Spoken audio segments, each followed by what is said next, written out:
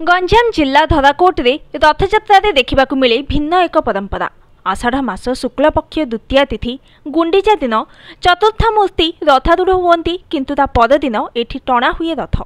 पुरी रे जेभली गजपति महाराजा रथरे छेरा पहरा करती, सेहीपरि एठी महिला राजजेमा सुलक्षणा गीतांजलि देवी रथ उपरे छेरा पहरा करती।